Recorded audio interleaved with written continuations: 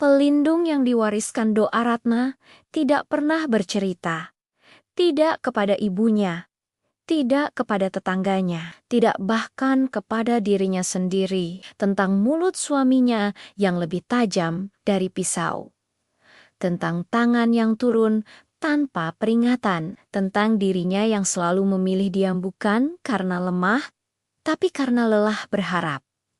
Setiap luka ia simpan rapi, setiap tangis ia telan dalam sujud. Ya Allah, cukupkan aku, itu saja doanya. Pendek, tidak meminta keadilan, tidak meminta balasan. Malam ketika pukulan itu kembali jatuh, kamar terasa lebih sempit dari biasanya. Ratna terhempas ke lantai. Tubuhnya menggigil, suaminya masih memaki, masih berdiri di ambang amarah. Lalu, berak, pintu kamar menutup sendiri. Keras, sangat keras, seperti dibanting dari luar atau dari sesuatu yang tak terlihat. Tidak ada angin, tidak ada jendela terbuka, tidak ada siapa-siapa.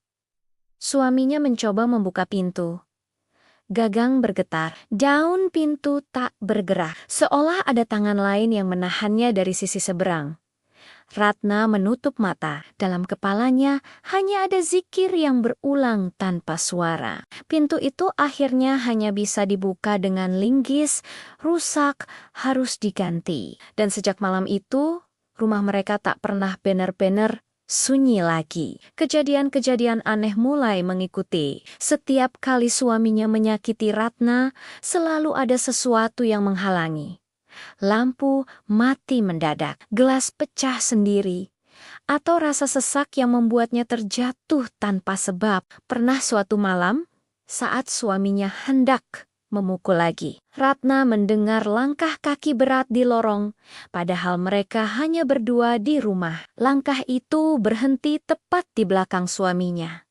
Suaminya pucat, tangannya gemetar, dan untuk pertama kalinya, ia mundur. Suatu hari, suaminya keluar kota Jakarta. Dari sana, ia tetap memarahi Ratna lewat telepon. Kata-katanya tetap sama. Kotor, merendahkan, kejam. Ratna menutup mata. Malam itu, ia salat lebih lama dari biasanya. Keesokan harinya, kabar datang, suaminya pingsan di toilet hotel.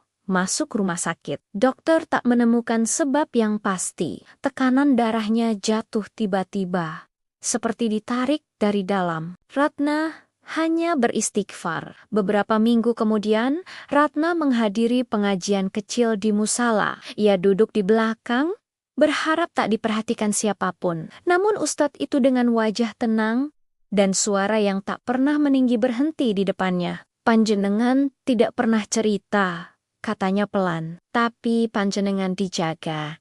Ratna membeku. Penjagaan itu bukan jin liar, bukan pula sesuatu yang perlu ditakuti. Lanjut ustadz itu. Itu berasal dari leluhur panjenengan. Seorang kiai, doanya panjang, umurnya sudah selesai, tapi amanah doanya belum. Ratna menunduk, air matanya jatuh. Beliau tidak menjaga untuk membalas. Kata ustadz itu lagi, hanya untuk memastikan panjenengan tidak hancur sebelum waktunya. Malam-malam berikutnya, Ratna mulai memahami setiap dingin yang tiba-tiba datang, setiap suara napas lain di ruangan kosong, setiap pintu yang seolah tahu kapan harus menutup, itu bukan teror, itu batas. Dan batas itu tidak akan selamanya ada. Suatu malam, ketika suaminya kembali marah, Ratna berdiri. Suaranya pelan, tapi tidak lagi gemetar.